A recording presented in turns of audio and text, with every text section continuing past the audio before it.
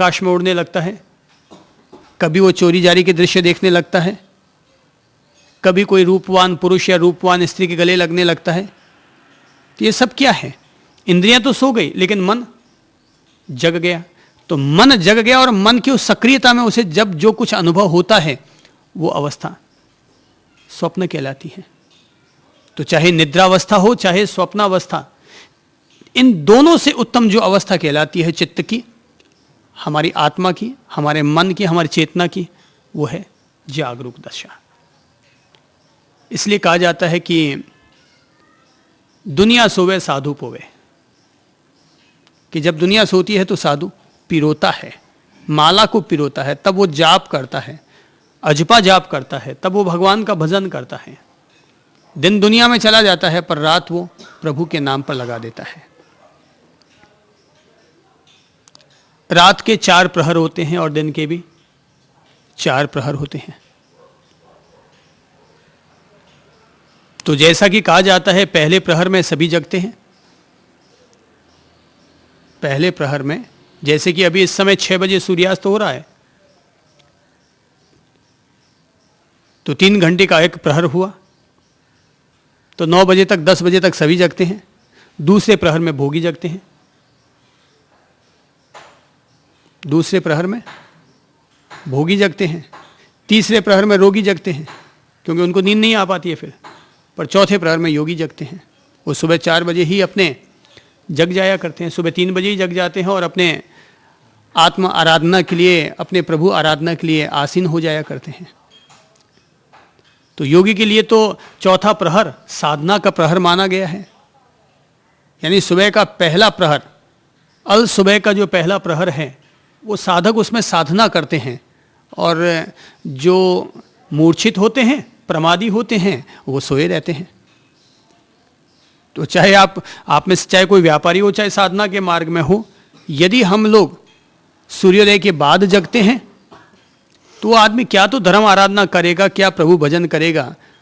एक व्यापारी तो अगर सुबह 8 बजे जगता है, 7 बजे जगता है, यानी जगो, थोड़े बहुत जरूरी कार्य अपने निपटाओ, 9:30 बजे दुकान चले जाओ, तो प्रभु भजन क्या करेगा। इसलिए आज यदि कोई छात्र है और वो छात्र 7 बजे स्कूल जा रहा है, वैसे ये बहुत अच्छी बात है, भारतवर्ष की सरकारों ने एक काम तो बहुत अच्छा किया है कि स्कूलों का समय सुबह का रख दिया, तो इस बहाने बच्चे भी जल्दी जग जाते हैं और उनके माँ बाप भी जल्दी जग जाते हैं। अगर इसमें थोड़ा सा भी परिवर्तन कर दिया जाए और 10 बजे और 12 बजे की स्कूल बना दी जाए तो पूरा हिंदुस्तान सुबह 8 बजे तक सोया हुआ मिलेगा। हाँ, इसलिए चूंकि संडे को स्कूल नहीं होती तो संडे को बच्चे भी गए और उनके माँ बाप भी गए। संडे को ये पूरा हिंदुस्तान, जिसको हॉलीडे कहा जाता है, पवित्र दिन कहा जाता है, और लोग उस पवित्र दिन की शुरुआत कैसे करते हैं? सोए सोए सोए सोए। आज अगर ईसाई लोग रविवार को महत्व देते हैं तो प्रत्येक ईसाई रविवार को चर्च जाता है। वो सप्ताह में 6 दिन नहीं जाते पर रविवार को अवश्य जाते हैं क्योंकि वो उनका हॉलीडे है, पवित्र दिन है।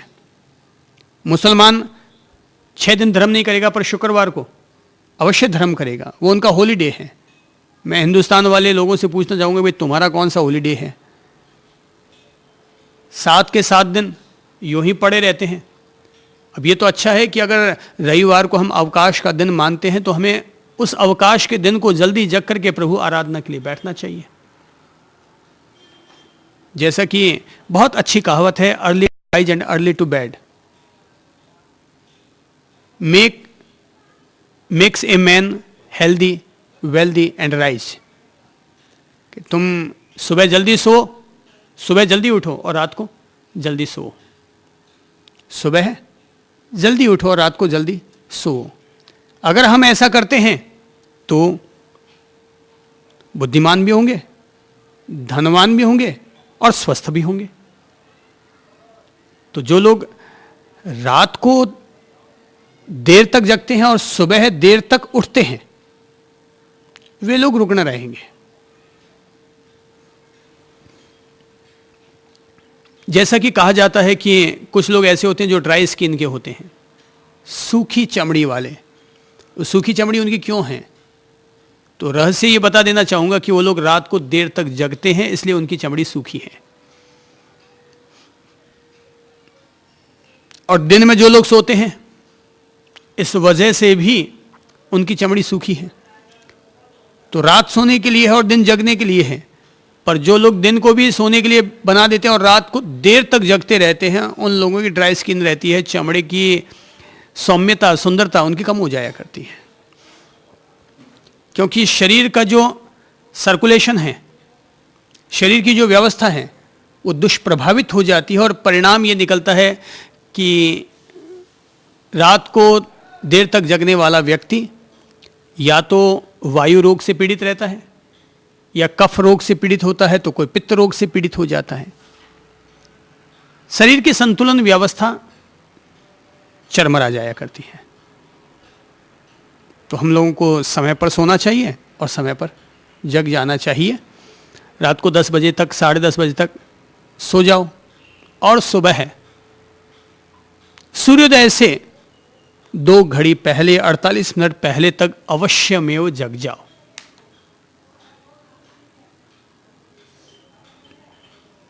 देखो से चिड़ियाएं भी जग जाती हैं, मुर्गे भी जग जाते हैं, गाय भैंस भी जग जाते हैं, पर हम इंसान फिर भी सोने की प्रवृत्ति बनाए रखते हैं।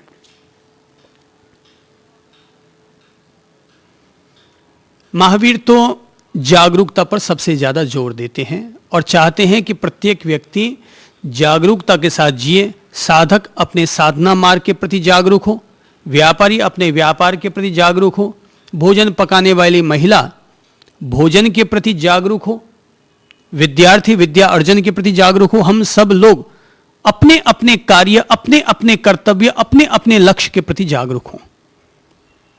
क्योंकि जागरूक होकर, अप्रमत्त होकर ही हम अपने लक्ष्य को प्राप्त कर सकते हैं। अगर प्रमाद के साथ, आलस्य के साथ यदि हम, एक महिला खाना बनाएगी तो क्या होगा? खाना बिगड़ जाएगा। और जागरूकता पूर्वक यदि एक महिला अपना खाना बनाएगी तो खाना बिल्कुल सही सुव्यवस्थित बनेगा। ऐसे ही यदि कोई व्यक्ति व्यापारी है और व्यापार को यदि जागरूकता पूर्वक कर रहा है तो हानि की संभावना ही नहीं है। यदि आपने अपने जेब में अपने पैसे जागरूकता पूर्वक रखे हैं तो गिरने की संभावना ही नहीं है। और बेहोशी के साथ आलसी होकर के अगर रखा है तो कहीं भी गिर सकते हैं। और साधक यदि साधना के मार्ग के प्रति, अपने आत्मभाव के प्रति अगर जागरूक नहीं है तो वो फिर साधना कैसे करेगा? आत्मभाव को कैसे संजो कर रखेगा? साधक का तो खाते पीते उठते बैठते आत्म जागरूक रहना चाहिए। स्वयं के कल्याण का भाव, यही व्यक्ति का आत्मभाव है। स्वयं के आत्म प्रदेशों के प्रति जागरूक रहना कि मेरे भीतर जो तत्व समाया हुआ है, जो चैतन्य तत्व समाया हुआ है, मेरी धारा उसके साथ जुड़ी हुई रहे, मैं अपने आप को भूल ना जाऊं। इसी को कहते हैं आत्मभाव। स्वयं को भूल करके व्यक्ति दुनिया में जी रहा है। जैसा कि हम कहते हैं भर्तृहरि, तो भर्तृहरि ने अपनी पत्नी को महत्व दिया, स्वयं को भूल गया। तो अपने आप को जो याद रखना है, स्वयं की जो स्मृति है, स्वयं के प्रति स्वयं की जो सचेतनता है, इसको हम कहेंगे आत्म भाव, स्वभाव, निजत्व का भाव, चैतन्य भाव, इसका नाम है आत्म भाव। तो हमारे भीतर जो अस्तित्व समाहित है, जीवित अस्तित्व, जीवन नामक जो तत्व हमारे भीतर समाया हुआ है, जो प्राण ऊर्जा हमारे भीतर समाई हुई है, उसको याद रखना, इसी का नाम सचेतनता है, अवेयरनेस है।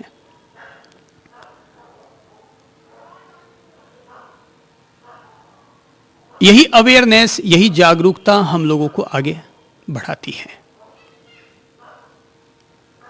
खासतौर पर यदि किसी भी व्यक्ति को अहिंसा का पालन करना है तो बगैर जागरूकता के वह अहिंसा का पालन कैसे कर पाएगा? ठीक है, वो पानी छान कर पी लेगा, या वो रात्रि भोजन नहीं करेगा, लेकिन किसी के दिल को ठेस ना पहुंचे, हमारे द्वारा किसी की निंदा और आलोचना ना हो जाए, हमारे द्वारा बेहोशी दशा में एक मक्खी भी न उड़ाई जाए। ये सब बातें तो तभी संभव है जब कोई व्यक्ति अप्रमत्त और आत्म जागरूक होगा।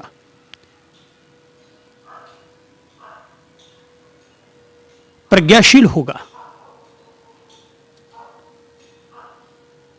तो साधक अपने आप में एक तपस्वी होता है, आतापी होता है, पर वो तपस्वी किन तत्वों को जीता है? एक तो स्मृति को, कि वो सत्य के प्रति, निर्वाण तत्व के प्रति, अपनी अंतरात्मा के प्रति अपनी स्मृति को जोड़े रखता है, इसलिए वह तपस्वी होता है। दूसरा, वह प्रज्ञाशील होता है कि अपनी प्रज्ञा को, अपनी बुद्धि को निर्वाण तत्व के प्रति, सत्य की प्राप्ति के प्रति, आनंद की प्राप्ति के प्रति सदा जागरूक रहता है।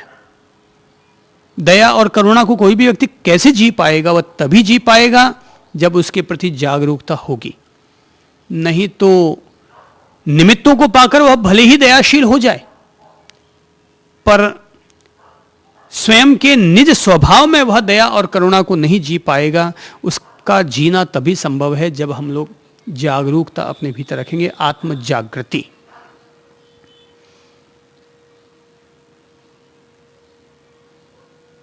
तो दुनिया में जितने लोग आलसी हैं, उन लोगों के लिए भगवान का संदेश है कि अपने आलस्य का त्याग करो, अपने प्रमाद का त्याग करो और अपने कर्तव्य कर्म के प्रति दृढ़ श्रद्धा के साथ पुरुषार्थ करो। जैसा कि मैंने कहा कि प्रमाद मृत्यु है और अप्रमाद अमरता का मार्ग है। अप्रमाद अमरता का मार्ग है। तो ये वो मार्ग है जो हमें परम सत्य की ओर ले जाता है, परम कैवल्य की ओर ले जाता है, परम मुक्ति और निर्वाण की तरफ ले जाता है। ये अप्रमाद दशा लाने पर ही हम लोग अपूर्व कर्ण गुण स्थान की तरफ बढ़ पाते हैं। इसे हम यों समझें।